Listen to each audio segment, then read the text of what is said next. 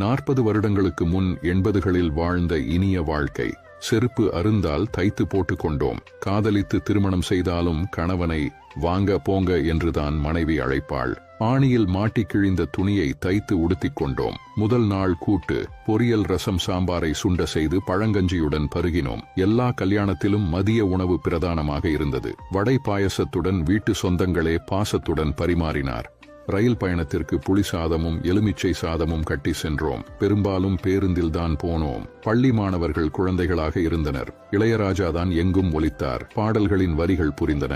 காதலிப்பவர்களுக்கும் உறவுகளுக்கும் கடிதங்கள் எழுதினோம். ரஜினி, கமல் பொங்கல், தீபாவளி கிரீட்டிங்ஸ் கிடைத்தது. உண்டு கழித்து தீபாவளிக்கு சினிமா பார்த்தோம். காணும் பொங்கலுக்கு உறவுகளை பார்த்தோம். திருடனை பிடிக்க ஊரே ஓடியது. பாம்பு அடிக்க பக்கத்து வீட்டு மாமா வந்தார்.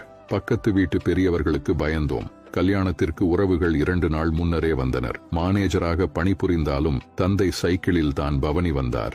வெள்ளி அன்று ஒளியும் ஒளியும் பார்க்க ஆவலோடு காத்து கிடந்தோம். பழைய புத்தகங்களை பாதி விலைக்கு வாங்கி பாடம் படித்தோம். கைத்து கட்டிலை பெரியவர்களுக்கு கொடுத்துவிட்டு பாயில் படுத்து உறங்கினோம். எல்லாவற்றையும் விட காலை பொழுதுகள் ரம்மியமாக இருந்தது.